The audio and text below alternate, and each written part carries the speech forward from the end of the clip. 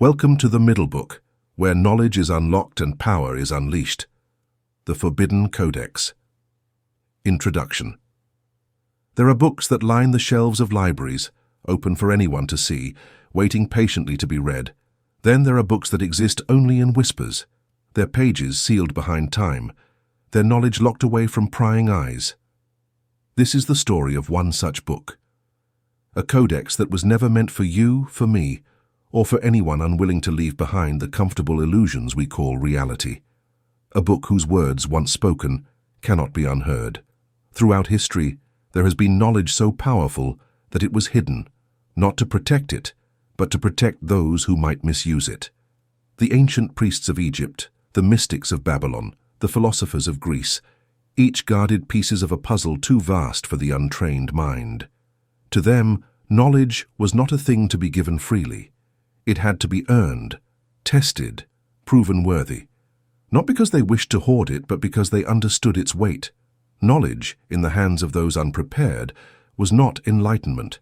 It was destruction. Yet, despite their efforts, the fragments of this forbidden wisdom escaped. They bled into the doctrines of secret societies, into the symbols of religion, and into the very architecture of the world around us. They have been encoded in myths, scattered across ancient texts, and whispered through generations of those who understood that truth once revealed changes everything. But who decides what we are allowed to know? Who chooses which truths become history and which are buried beneath centuries of distortion? Could it be that the reality we accept is only a shadow of something much greater? And if so, what happens when someone dares to look beyond that shadow? Tonight we open the book. We walk through the corridors of ancient temples, past the veiled statues of forgotten gods, and through the secret chambers where whispered knowledge still lingers. The journey ahead is not for the faint-hearted. Once you have seen it, there is no unseeing. Once you have understood, there is no return to ignorance. You have been warned. Chapter 1. The Architects of Hidden Wisdom. The world you know was built upon secrets, not the kind whispered in darkened rooms, nor the fleeting lies of politics and power, but something far older, something that predates civilization itself. Knowledge, true knowledge, was never meant for the many. It was reserved for those who sought it, those who could endure the trials of initiation, and those who understood that wisdom is a burden as much as it is a gift. From the very beginning, humanity has been drawn to the unknown. The earliest civilizations were not only builders of cities and empires, but also seekers of truth, attempting to decipher the mysteries of existence. Why are we here? What forces govern the universe? What lies beyond the realm of the physical? The ancients understood something we have long forgotten. Knowledge is power, but not all knowledge is safe. Some truths once uncovered cannot be unseen, cannot be unheard. They change the way one perceives reality itself. And so, this knowledge was hidden, not destroyed, but placed beyond the reach of those unready to wield it. In the dawn of history, long before kings carved their names into stone, before temples rose to the heavens, there were those who knew. They moved through the shadows of time, appearing in different ages under different names, always guiding, always watching. The priests of Thoth in Egypt, the Magi of Persia, the Orphic initiates of Greece, the Brahmins of India. Each were keepers of a singular truth. That reality is not as it seems, and those who understand its laws hold dominion over it. To the outside world they were scholars, mystics and philosophers, but within their secret halls they were something more. Architects of knowledge, masters of hidden laws. They knew that the universe was not a chaotic accident, but a construct. A system governed by principles unseen, waiting to be understood. They knew that numbers, symbols, and sounds were not arbitrary, but the very language through which reality could be rewritten. And most of all, they knew that this wisdom was not to be scattered among the uninitiated. This secrecy was not born of arrogance, but necessity. Knowledge, when wielded without wisdom, can become a weapon. The ability to harness the unseen forces of reality, to manipulate thought, energy, and even time, was too great a burden for those who sought power for power's sake. And so, the mystery schools were formed, hidden within temples, beneath the sands, behind the facades of philosophy and religion. Their teachings were veiled in allegory, encoded in myth, and whispered only to those deemed ready. Initiation was not simply a ritual, it was a transformation. The aspirant was tested, not by external judges, but by their own mind. Could they endure the loss of certainty? Could they abandon the comfortable chains of accepted truth? The initiation rites were grueling, demanding a complete dissolution of the ego, a death of the self that had been shaped by the illusions of the world. Those who failed were left behind, blind to the world behind the veil. But those who succeeded, those who saw through the illusion, became something else entirely. In the sanctuaries of ancient Egypt, initiates would undergo the opening of the mouth ceremony, a rite meant to awaken not only the physical senses, but the spiritual sight. They were lowered into darkened chambers, where they faced their own mortality, confronting visions that tested their resolve. If they emerged, it was not as the same person who had entered. They were twice born, reborn with new sight, new understanding. To them, the world was no longer a series of random events, but a woven tapestry of meaning and interconnected forces. The Greeks called it metanoia, the turning of the soul towards something greater.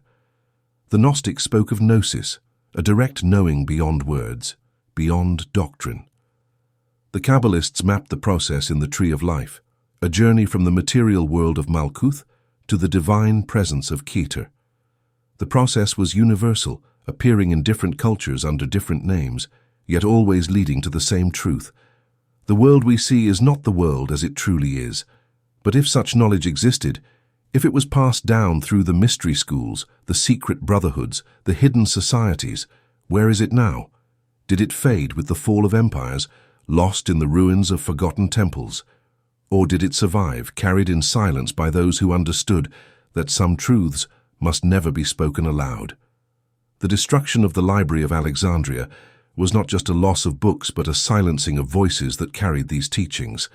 The persecution of the Cathars, the burning of the Templars, the suppression of the Gnostics, all were attempts to erase fragments of a deeper wisdom, a knowledge that threatened the structures of control. But true knowledge does not die. It changes form, slipping into new disguises and finding new guardians. Perhaps it was hidden not to protect the knowledge, but to protect the world from what it could unleash. Imagine if the masses had access to the true nature of consciousness, to the power of thought and intention, to the ability to shape reality itself. Would they rise, breaking free from the chains of control, or would they destroy themselves, unable to handle the burden of awakening? Perhaps, even now, the echoes of those ancient initiates can still be found, woven into the very fabric of history, waiting for those with the courage to look. Their symbols are carved into architecture, encoded into sacred texts, and whispered in rituals that have survived the ages. The all-seeing eye, the Ouroboros, the philosopher's stone. These are not relics of a forgotten past, but clues left behind for those who dare to seek. And perhaps in ways you have not yet realized, you have already begun to see. The feeling that something in the world is off, that there is more beneath the surface than you have been told. This is the first sign. It is the whisper of initiation, the first knock upon the door of the hidden. The only question now is whether you will turn away or whether you will take the next step, knowing that once the veil is lifted, there is no turning back. Chapter 2. The coded messages in religion. Symbols surround us hidden in plain sight. We pass them every day, unaware of the ancient meanings they hold.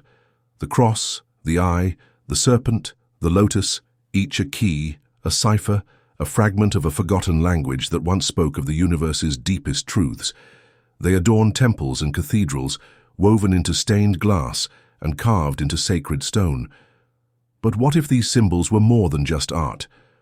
What if they were encoded messages, carefully placed to preserve a knowledge too powerful, too dangerous to be spoken outright? Throughout history, religious institutions have presented themselves as the guardians of divine wisdom. But behind the sermons and rituals, beneath the surface of Scripture, another story emerges, a secret history of knowledge concealed, rewritten, and sometimes deliberately obscured. The world's greatest spiritual traditions, from the Vedic texts of India to the teachings of Christ, from the wisdom of Thoth to the revelations of the Kabbalah, all carry within them echoes of a singular hidden truth. It is a truth that the initiated have known for millennia. Reality is not what it seems, and the mind is far more powerful than we have been led to believe. But why hide such knowledge? Why encode it in symbols and allegories rather than speak it plainly? The answer lies in power. True wisdom, if unleashed without preparation, can shatter the illusions upon which society is built. If every person understood the fundamental laws of existence, if they grasped that the mind shapes reality, that thought and intent creates the world around us, then the systems of control would crumble overnight.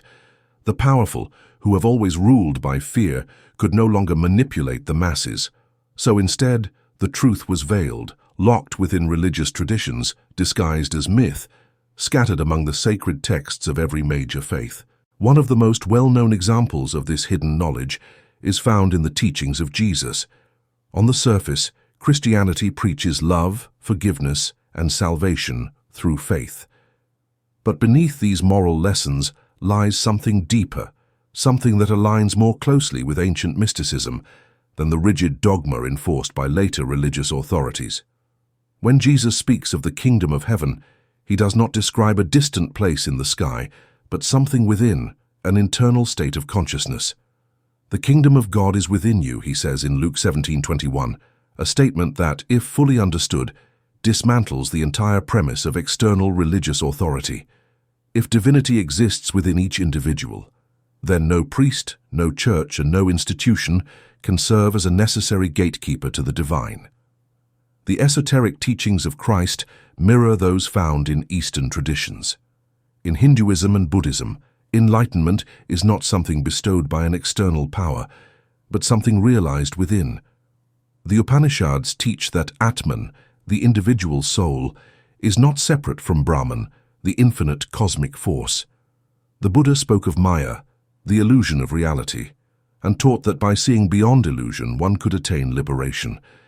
These teachings echo the wisdom of the Hermetic tradition, which states, as above, so below, as within, so without. This is not a metaphor. It is a direct statement about the nature of reality. The microcosm reflects the macrocosm. The mind is not separate from the universe. It is a part of its very fabric. Another hidden reality that permeates all spiritual traditions is the power of numbers.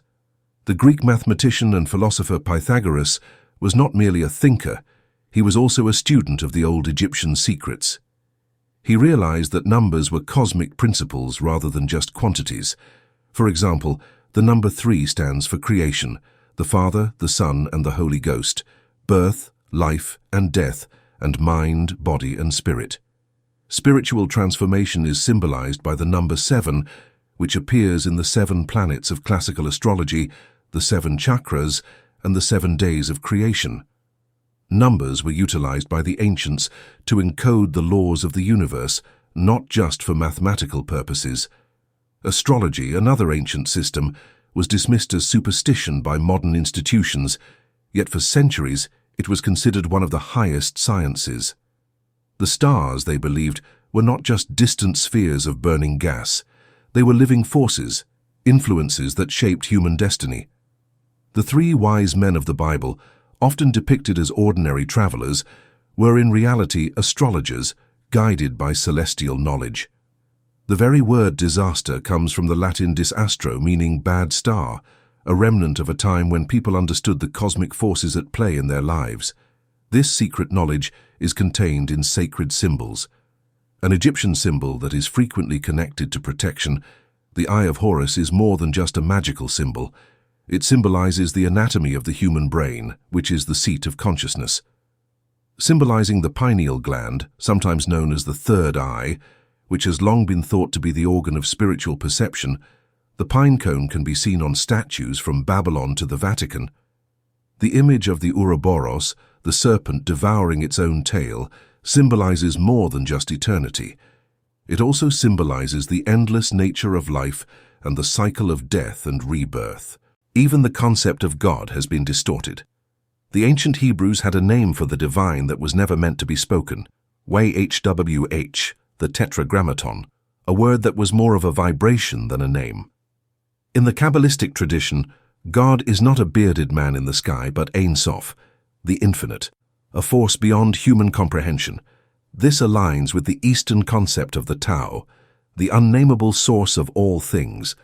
The true understanding of divinity is not that of a ruler issuing commandments, but of a boundless consciousness that permeates all of existence. If these truths were so widespread, why are they now hidden? Who made the decision to turn spiritual enlightenment into rigid dogma? The answer lies in the history of organized religion. In the early days of Christianity, competing sects flourished, many of them preserving esoteric knowledge. The Gnostics, for example, taught that salvation came not through obedience, but through direct knowledge, gnosis. They believed that the material world was an illusion, a prison created to trap the soul. But as the Church sought power, it labeled the Gnostics heretics, burning their texts and silencing their voices. The same fate befell the Cathars, the Templars, and the mystics who strayed too far from the accepted narrative. The same suppression happened in other traditions.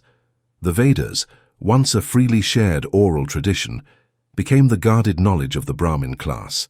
The teachings of the Buddha, meant to liberate all beings, were reshaped into hierarchical monastic systems. Even Islam, whose Sufi mystics taught direct communion with the divine, saw these seekers persecuted by religious authorities who preferred control over enlightenment. But truth has a way of surviving.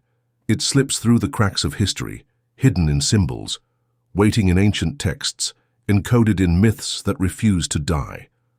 The question is not whether the knowledge still exists. It does. The question is whether you are willing to see it, whether you are ready to read between the lines of Scripture, to look beyond the surface of ritual, to seek the wisdom hidden in plain sight. Because once you see, you can never unsee. Chapter 3. The Great Work, Alchemy and the Science of Transformation. The uninitiated believe that alchemy is the primitive ancestor of chemistry, a relic of misguided attempts to turn lead into gold. But those who understand the truth know that the transformation of metals was never the true goal. The alchemists were not mere proto-scientists, blindly experimenting with fire and metal. They were initiates of ancient wisdom, custodians of a process that had nothing to do with base metals and everything to do with the human soul.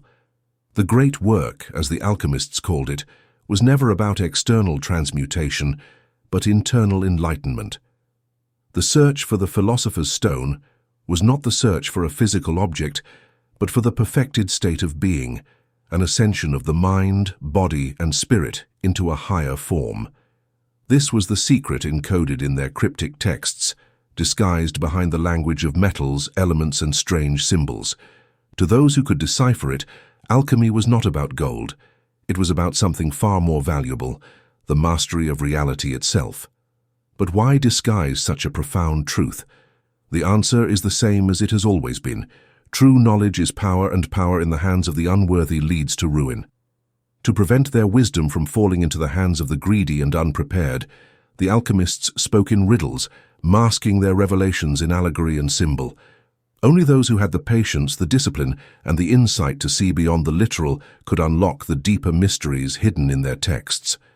At the heart of alchemy lies a singular principle. Transformation is the natural order of all things. Everything is in a constant state of flux, moving from one form to another. The material world is not fixed, but fluid, shaped by unseen forces. The same law that governs the growth of a seed into a towering tree, the same principle that turns water into vapor, applies to the human mind. Just as metal can be purified in fire, so too can consciousness be refined through trials, suffering, and revelation. The alchemist's furnace was not simply a tool of metallurgy, it was a symbol of the transformative process every seeker must undergo. This is why the great work is often described in 3 stages: nigredo, albedo, and rubedo, blackening, whitening, and reddening. These are not mere chemical reactions, but stages of personal transformation. Nigredo, the blackening, is the stage of dissolution. It is the death of the false self, the breaking down of illusions, the confrontation with the shadow. It is painful and terrifying even because it requires the initiate to look into the abyss of their own being and strip away everything they once believed to be true. The great mystics, the saints, the sages, all speak of this stage in different terms. It is the dark night of the soul, the descent into the underworld, the trial by fire. Many who begin this journey never make it past this stage, trapped in fear, unable to release their old self. Albedo, the whitening, is purification. Once the false has been burned away, what remains is raw and untouched, a purified consciousness, free from the weights of illusion and conditioning. In this stage, the initiate gains clarity, seeing the world as it truly is, unclouded by the distortions of fear and ego. This is the moment of revelation, the moment when the mind begins to grasp the deeper truths hidden in the fabric of existence. It is the awakening, the ascent from the darkness of Negredo into the light of understanding. Rubedo, the reddening, is the final stage, perfection. Here the initiate is not just awakened but transformed. The purified consciousness is now integrated into the world, no longer separate from it. The individual becomes what the ancients called the philosopher's stone, a being who has mastered the self and, in doing so, has gained mastery over reality itself. This is the stage of the ascended masters, the enlightened ones, those who have achieved a state beyond the cycle of birth, death, and illusion. It is said that those who reach this final stage no longer fear death, for they understand that death itself is an illusion. The material world is only a fraction of reality, a temporary reflection of something far greater. To the uninitiated, this is madness, heresy, dangerous thought. But to those who have seen the truth, it is the only reality worth knowing.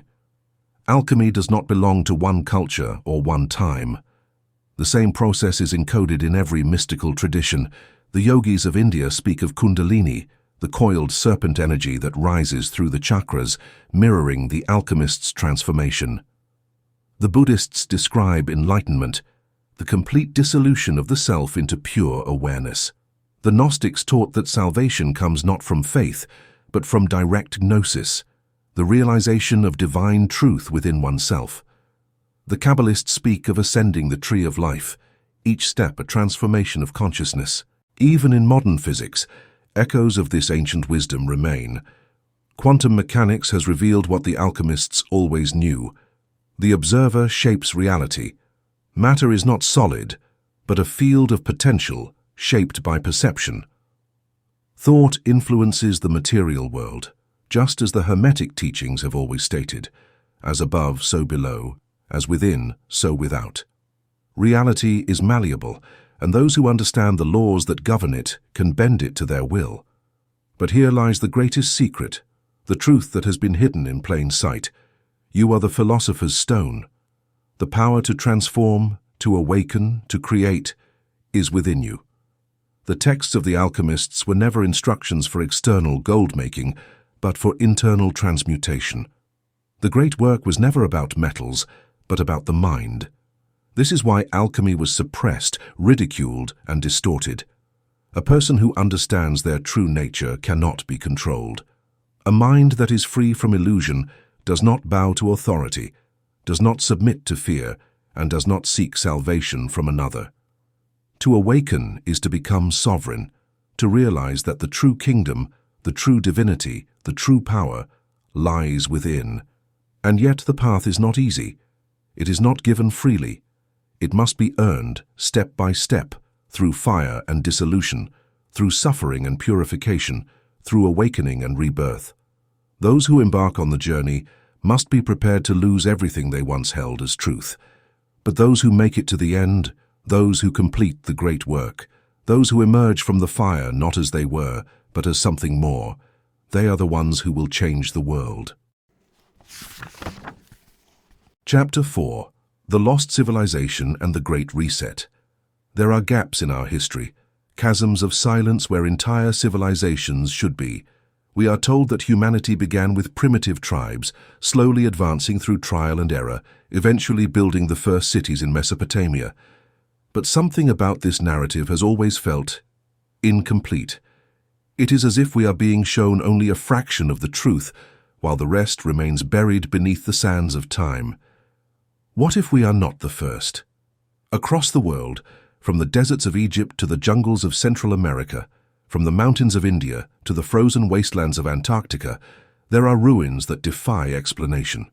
Massive stone structures, impossibly precise, carved with a knowledge of mathematics and astronomy far beyond what conventional history allows. The Great Pyramid of Giza, aligned so perfectly with the stars that even modern engineers struggle to comprehend its precision. The megalithic ruins of Göbekli Tepe predate every known civilization by thousands of years. The remnants of submerged cities off the coast of Japan and India whisper of forgotten epochs when the sea levels were lower and humanity walked a different Earth. And then there is Atlantis, the legend of a mighty civilization that fell, swallowed by the ocean in a single day and night. Plato's account of Atlantis has been dismissed by mainstream historians as a myth, yet its story is echoed in cultures across the globe. The Aztecs spoke of Aztlan, a lost homeland swallowed by water. The Hindus recorded the tale of Dvaraka, a sacred city that now lies beneath the waves. The flood myths of Mesopotamia, the biblical story of Noah, and the cataclysm in the Mahabharata are all variations of the same haunting memory, a memory that refuses to die. The implications are staggering. If these legends are not fiction, if there truly was an advanced civilization before our own, then what happened to them? Were they erased by a natural catastrophe? Did they destroy themselves? Or worse, were they destroyed by something else? There is a recurring theme in esoteric traditions, one that suggests history is not linear, but cyclical. Civilizations rise, reach their peak, and then fall, only to be replaced by new ones, built upon the bones of the old. The Hermetic texts speak of the world being destroyed by fire and water in great cycles.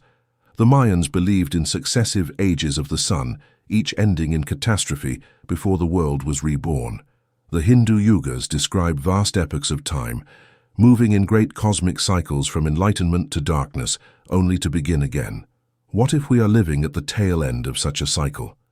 Evidence of ancient knowledge lost and rediscovered can be found throughout history. The Great Pyramid, for instance, is often attributed to the 4th dynasty of Egypt, yet even the Egyptians themselves claimed they inherited it from an earlier time. The Sphinx, worn down by water erosion, suggests it is far older than we have been led to believe, perhaps dating back to a forgotten pre-Ice Age civilization. And then there are the strange outliers, artifacts that should not exist. The Antikythera mechanism, a mechanical computer from ancient Greece, is capable of tracking celestial movements with stunning precision. The Baghdad battery suggests electricity may have been harnessed in the ancient world. The Piri Reis map depicts Antarctica's coastline centuries before it was discovered, and long before it was buried under ice. If knowledge from an earlier civilization survived, where did it go? And more importantly, who has it now? Some believe that remnants of this lost wisdom were preserved, hidden away by secret societies, and passed down through the generations by those who understood its power. The Freemasons, the Rosicrucians, the Hermetic orders all claim to possess fragments of an ancient truth, a knowledge too dangerous to be widely known.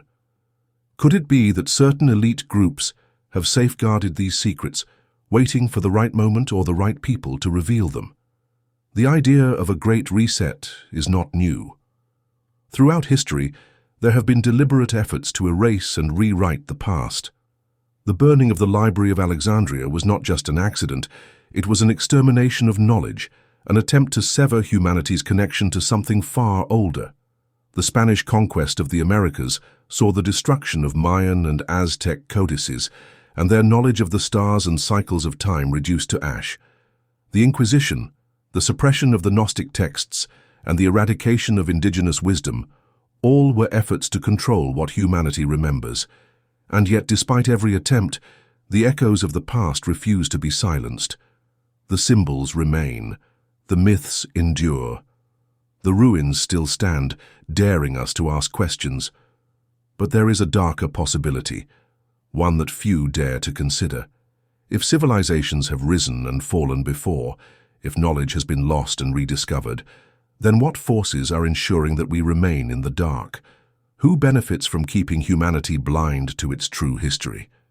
Could it be that there are those who know, who understand the cycles, who anticipate the collapse and prepare for what comes next? This would explain why so much of our world is designed not to enlighten, but to distract. Why modern education teaches obedience rather than inquiry. Why do history books present a version of the past that feels sanitized and incomplete? Why fear is the currency of control, keeping people too preoccupied with survival to ask deeper questions? The truth is, we are standing at the precipice of another great transition.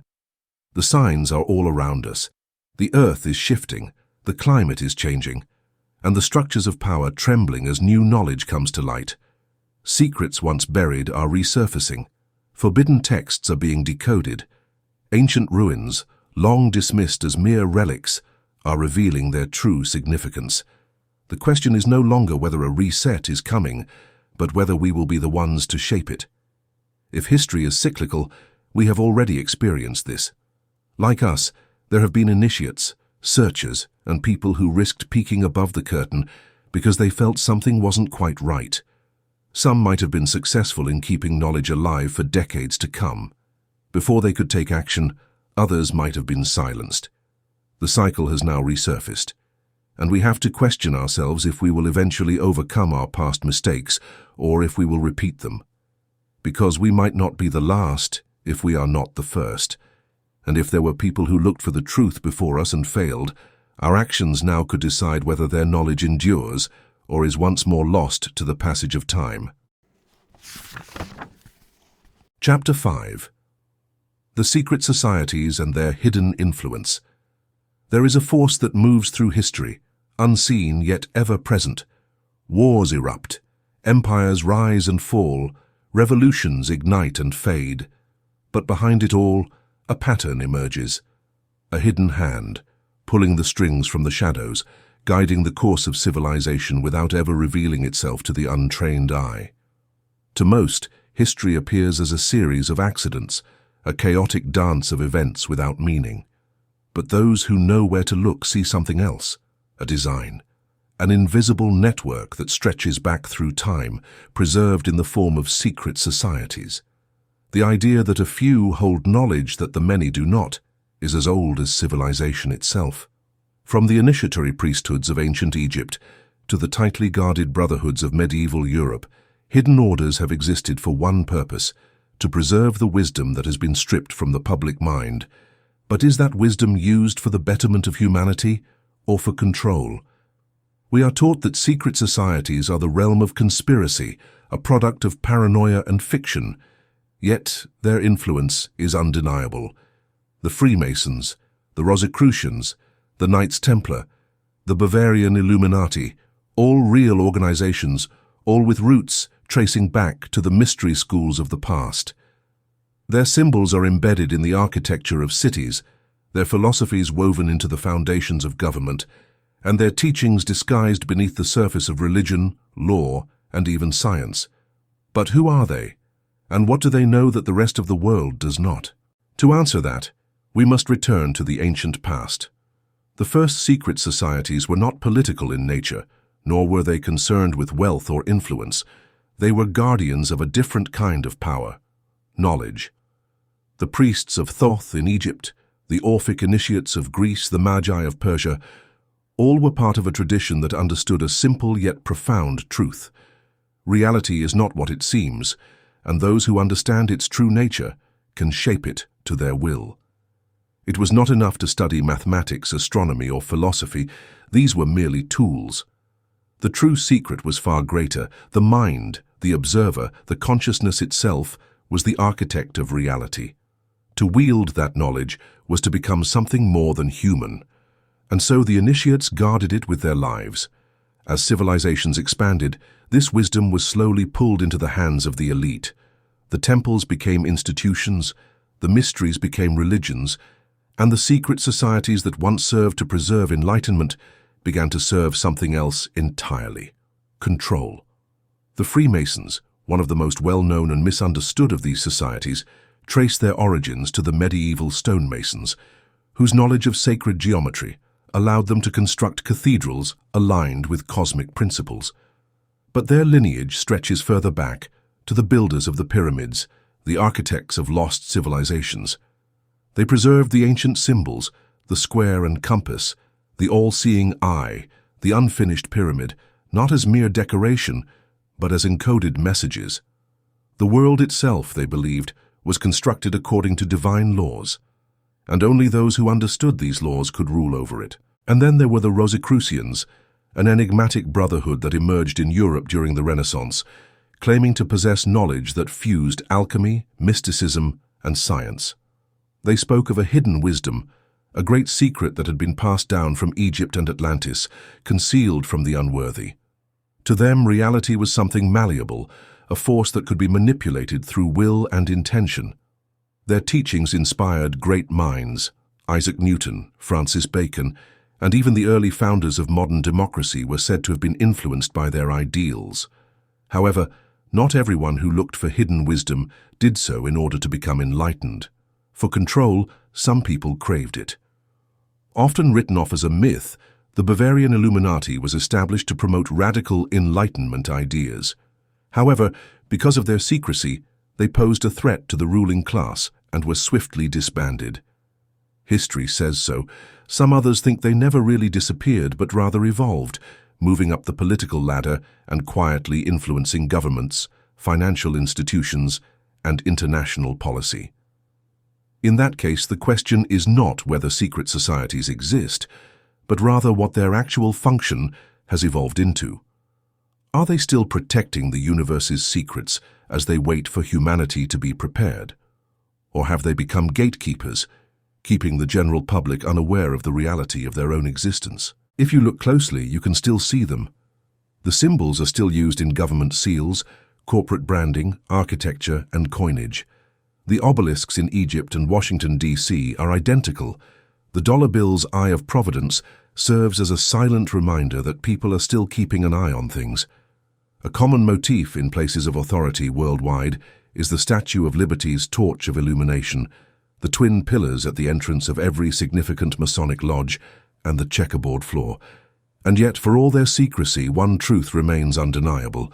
Knowledge cannot be contained forever. The cycles of history have shown that what is hidden will always resurface. If secret societies are indeed preserving something powerful, then why has that knowledge not been shared?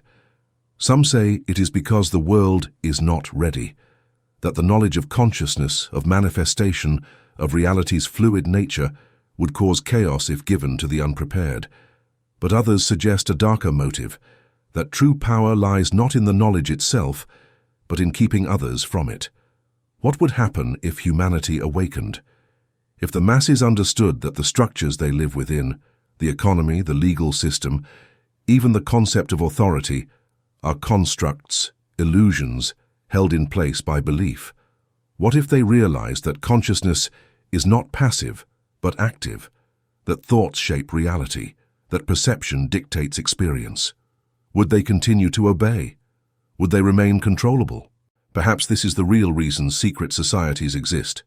Not to protect knowledge, but to manage it, to decide who is worthy of initiation and who must remain in the dark, to guide the evolution of civilization, not for the benefit of all, but for the advantage of the few. And yet there is another possibility. Not all who seek power seek control. Throughout history, there have been those within these secret orders who wished to reveal the truth, and who believed that knowledge should not belong to the elite alone. Some believe that the Rosicrucians attempted this in the past, issuing manifestos that called for enlightenment to be spread. Others suggest that certain Freemasons tried to encode their wisdom in architecture, music, and art, leaving clues for those willing to see.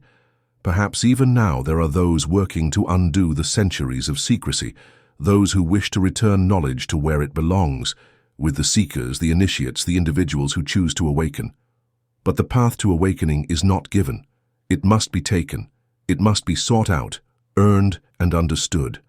And the greatest truth of all is this: you do not need to be part of a secret society to unlock the hidden wisdom of the ages. The knowledge has always been there, woven into the very fabric of existence, waiting for those with the eyes to see and the mind to comprehend. Chapter 6. The Illusion of Reality and the Hidden Nature of Consciousness. There is a prison that holds humanity, one without walls, without guards, without chains. It is a prison so vast, so all-encompassing, that most do not even realize they are confined within it. This prison is perception, the illusion that reality is fixed, that the world around us is concrete and immutable, that we are powerless within it. But what if reality is not as solid as we have been led to believe?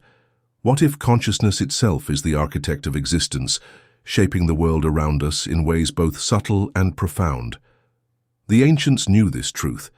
They did not see reality as something separate from the self, but as an extension of it, a vast interconnected web where mind and matter were not distinct, but one and the same.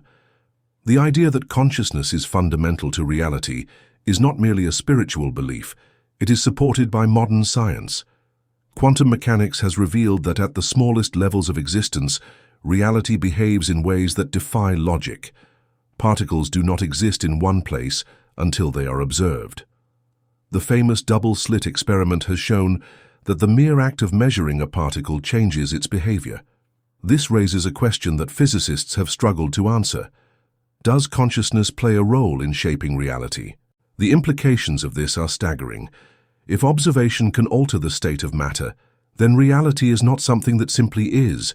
It is something that responds. It bends, it shifts, it conforms to the expectations of the mind that perceives it. The ancients spoke of this long before modern science had the tools to observe it. The Hermetic axiom, as above, so below, as within, so without, was not simply philosophical, it was a direct statement about how reality functions. What happens within the mind is reflected in the external world. What you believe, what you expect, what you focus on, these things shape the reality you experience. And yet, despite the evidence, we are conditioned to believe that we are powerless. From birth, we are taught that reality is rigid, that life is something that happens to us, and that we must accept our place within it without question. This is the grand illusion, the greatest trick ever played on the human mind, to convince it that it is separate from the very thing it creates. But those who have studied the hidden traditions of the past knew better. The mystery schools of Egypt, the Hermetic philosophers of Greece, and the alchemists of the Middle Ages all understood that the key to mastery was not in manipulating the physical world, but in mastering the mind. Reality, they knew, is shaped from the inside out. To change the world, one must first change perception. This is why initiates underwent rigorous training, not just in knowledge but in mental discipline. Meditation, visualization, ritual, these were not superstitions but tools. Tools to train the mind, to harness its power, to focus its intent in such a way that reality would respond. The yogis of India spoke of siddhis, supernatural abilities unlocked through deep meditation, levitation, telepathy, and the ability to manifest objects. The Taoists of China spoke of qi, the life force that could be cultivated and directed. The Western occultists spoke of theurgy, the practice of invoking divine forces to bring about transformation. And yet, all of these traditions point to the same underlying truth. Reality is not something separate from the self. It is woven into the self. It is shaped by thought, by expectation, by belief. So why, then, has this knowledge been buried? If consciousness is the key to shaping reality, why has humanity been conditioned to see itself as powerless? The answer is simple. A population that understands the true nature of consciousness cannot be controlled. Fear is the greatest tool of manipulation, and fear thrives in ignorance. A person who believes they are at the mercy of external forces, governments, economies, fate, can be ruled with ease, but a person who understands that they are a co-creator of reality cannot be enslaved. They do not accept limitations imposed upon them. They do not bow to authority without question.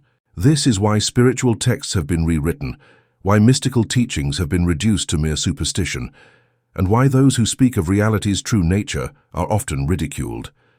Because the moment humanity realizes its power, the illusion collapses. And yet, despite every effort to suppress this knowledge, it has never truly disappeared. It survives in symbols, in whispered teachings, in the very structure of the universe itself. It is encoded in the sacred geometries of ancient architecture, in the numerical patterns found in nature, in the teachings of those who dared to challenge the accepted narrative.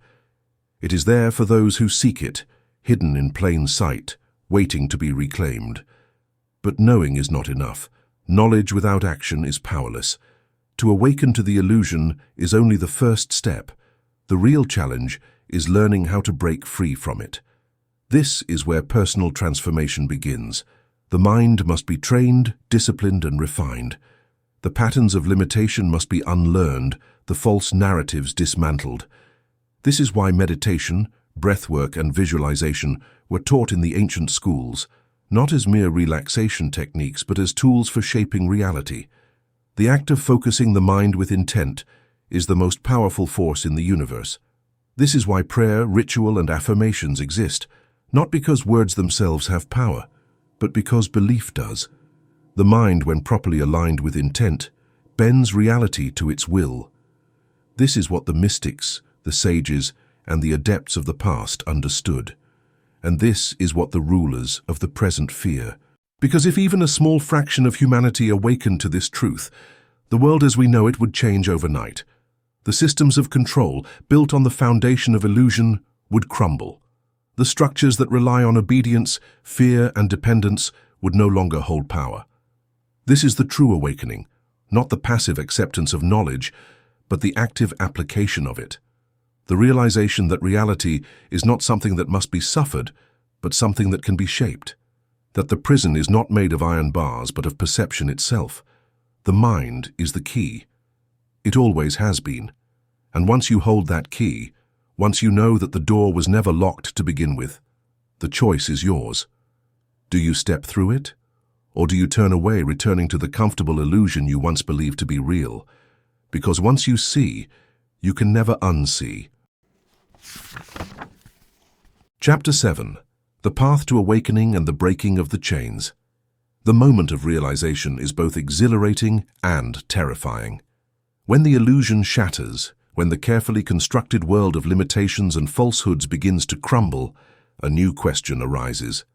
What now? What do you do with the knowledge that reality is not fixed, that consciousness is the architect of existence, and that everything you have been taught about your own insignificance is a lie? Most people, when faced with this truth, turn away. They retreat back into the illusion, back into the familiar, because awakening is not comfortable. It demands a price. To see reality for what it truly is means abandoning the false security of the world you once believed in. It means stepping into uncertainty, into a space where nothing is stable, nothing is predictable, and everything is possible. For those who choose to move forward, the journey is not easy. The first step is unlearning. The conditioning runs deep, so deep that most do not even recognize it as conditioning. From birth, we are programmed to accept limitations, believe in scarcity, to fear what we do not understand. The education system does not teach us how to think. It teaches us what to think. Religion, in its institutionalized form, does not encourage direct experience of the divine. It demands obedience to doctrine. Society does not reward those who question. It rewards those who comply. And so the first battle is within. The mind, long accustomed to following orders, must be retrained. Every assumption must be questioned. Every belief must be examined. Do you believe that success requires struggle, that suffering is a prerequisite for growth, that you are powerless in the face of fate, that reality is something that happens to you rather than something you participate in creating? These beliefs are not truths, they are chains, and like all chains, they can be broken. The second step is mastery of thought. This is the secret that the mystics, the alchemists, and the initiates of the ancient schools have always known. Thought is the architect of reality. What you focus on expands. What you believe becomes real. The world around you is not fixed. It is fluid, responding to the frequencies you emit. But this truth is dangerous. Dangerous because it means there are no more excuses. If reality is shaped by the mind, then suffering, limitation, and failure are not imposed upon you from the outside. They are created from within. This is a truth that many cannot accept. It is easier to blame external forces, to cling to victimhood, to say that life is unfair rather than acknowledge the uncomfortable fact that life is responding to the unconscious patterns within you. This is why the initiates of the past underwent intense mental training. The mind is a tool, but an untrained tool can be dangerous. Just as a sword must be sharpened before it can cut, the mind must be refined before it can shape reality with precision. This is why meditation, visualization, and breathwork were taught in the mystery schools, not as mere relaxation techniques, but as methods of aligning thought with intention. The third step is releasing fear. Fear is the greatest weapon of control ever created. It is the force that keeps humanity asleep, that binds people to systems of oppression, that prevents them from claiming their true power. Fear of failure, fear of rejection, fear of stepping beyond what is known, beyond what is acceptable. Fear is the invisible fence that keeps people from exploring the vast landscape of their own potential. And yet, fear itself is an illusion. It is not an external force, it is a projection of the mind. The only way to dismantle it is to face it. Every great initiate, every enlightened master, every being who has transcended the ordinary has faced this test. The Buddha, in his moment of awakening, was confronted by Mara, the embodiment of fear and illusion. Jesus, in the desert, was tempted with doubt and false power. Every mythology, every sacred text speaks of this moment, the moment when the seeker must decide whether to bow to fear or to move beyond it. This is the great initiation, the point of no return. Those who pass this threshold understand something that the rest of the world does not. Fear is a lie, and once this is seen, truly seen, it loses its power. The fourth step is integration. Knowledge alone is not enough.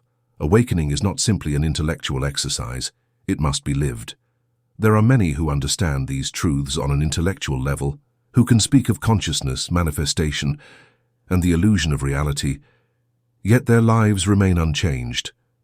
Because knowing is not the same as being. The integration of awakening is the most challenging part of the journey. It requires action. It requires living from a place of mastery rather than victimhood. It means no longer blaming, no longer shrinking, no longer pretending to be powerless. It means standing firm in the knowing that you are a creator, not a pawn, that you are sovereign, not subject to forces beyond your control. This is where the real test begins. It is easy to have revelations in meditation, to experience glimpses of truth in moments of stillness. But can you hold on to that knowing in the face of challenge? Can you remain centered when the illusion tries to pull you back in? Can you embody mastery, not just in sacred spaces, but in the chaos of the world? Those who reach this stage understand something profound. Freedom is not given, it is taken. No one will hand you your power, no system, no institution, and no external force will grant you permission to awaken. You must claim it for yourself, and this is where the true revolution begins, because when even a small number of people awaken, truly awaken, the illusion begins to collapse. The structures of control rely on compliance. They rely on people believing they are powerless. The moment that belief is shattered, the game changes. A mind that understands its own power is a mind that cannot be enslaved. This is why the ancient teachings were hidden, and why the knowledge of consciousness was suppressed. Those who control the world do not fear protests, rebellion, or even violence. What they fear is awareness.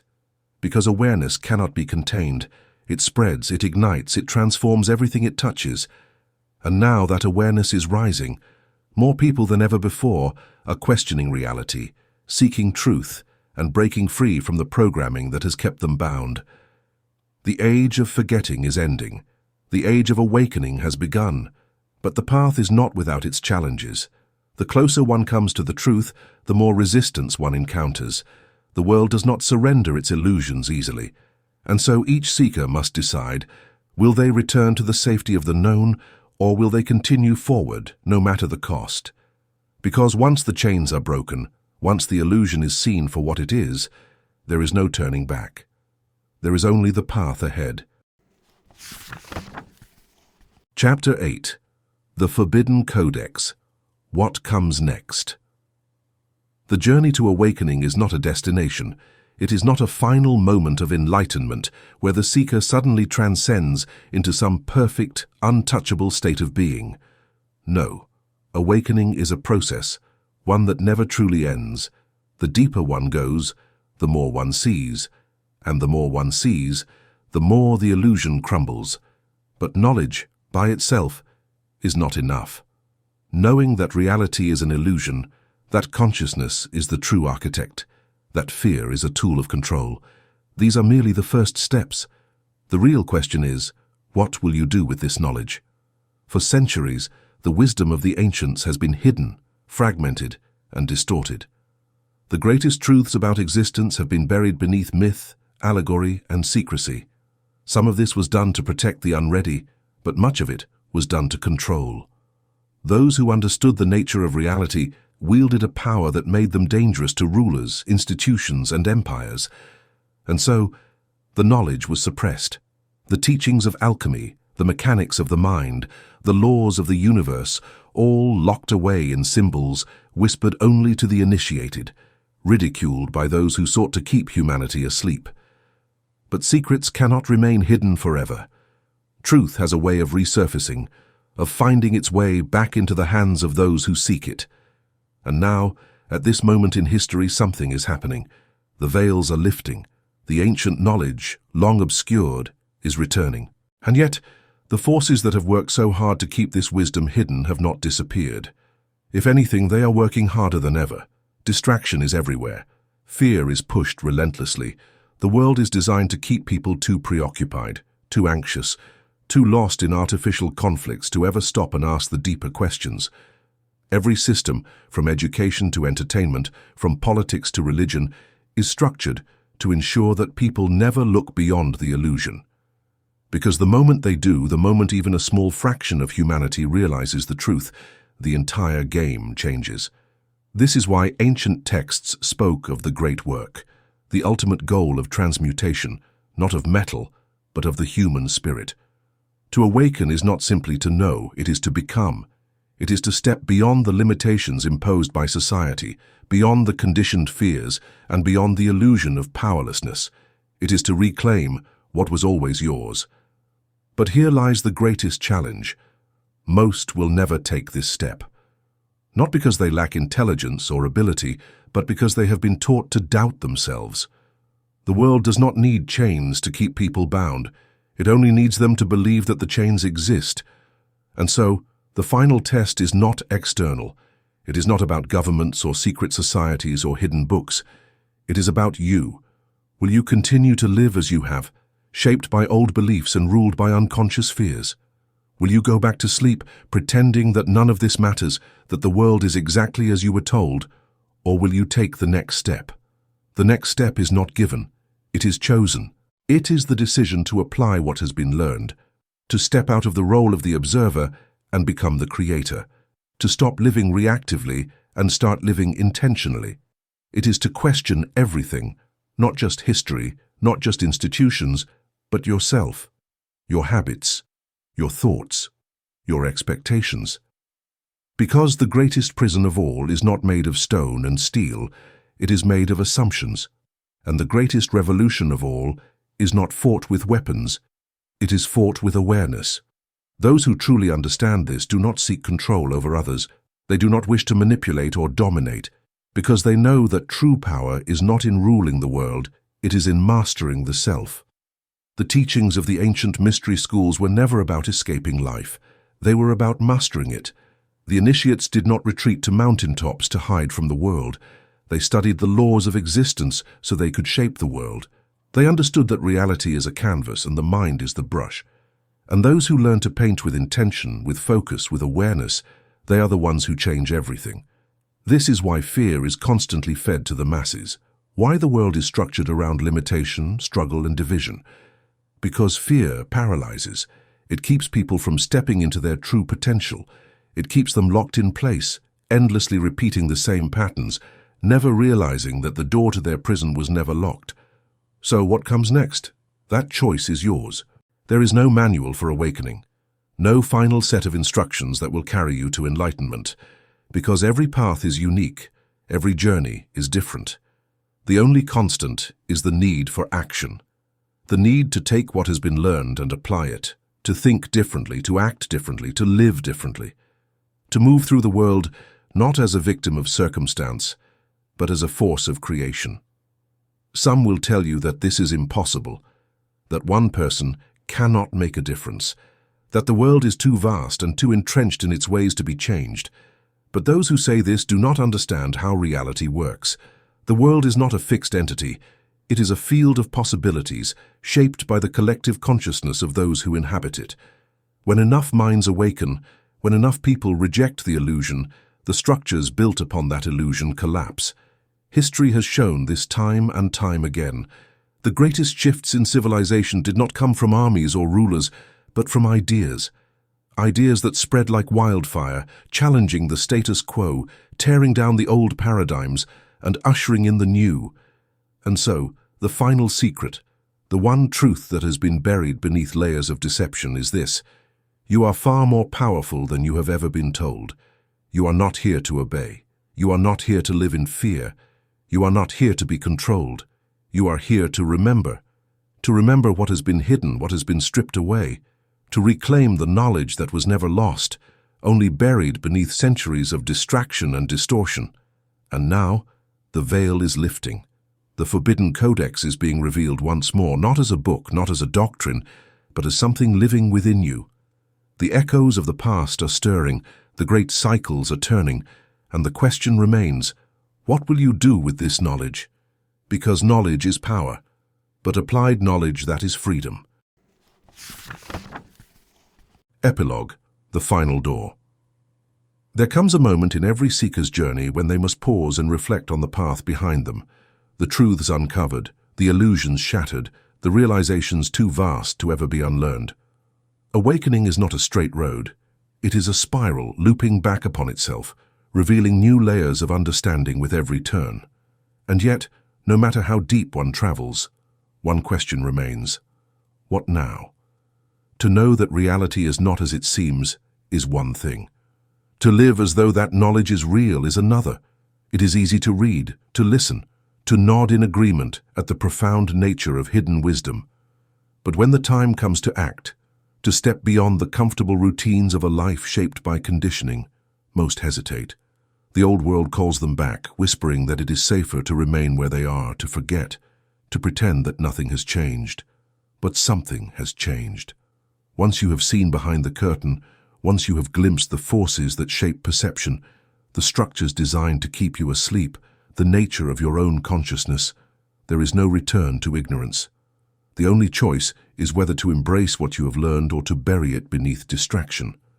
The ancient texts spoke of this very moment, the moment when the initiate reaches the threshold and must decide whether to step through the final door.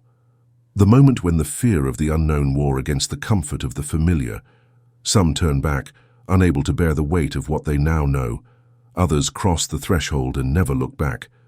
But what lies on the other side? Not paradise, not a perfect world free of struggle. No, the awakened do not escape reality. They learn to shape it. They do not leave behind the ordinary. They see the extraordinary hidden within it. Life does not become easier. It becomes real. Challenges remain, but so does the understanding that those challenges are not obstacles. They are opportunities. The greatest secret of all is not in the books of the ancients, nor in the symbols of secret societies, nor in the temples of forgotten civilizations. The greatest secret is this: the power you seek has always been within you. You were never powerless. You were never meant to live in fear, in doubt, in quiet resignation. The illusion of limitation was never truth. It was only conditioning. And now you stand at the edge of something vast, something infinite, something that has been calling to you since the moment you first began to question. What you do next is yours to decide. There is no guidebook, no master who can walk this path for you. The only true initiation is the one you create for yourself. So ask yourself, now, in this moment, Will you step forward, knowing there is no turning back? Will you shape the world rather than be shaped by it? Will you become the creator rather than the creation? The door stands open. The choice is yours.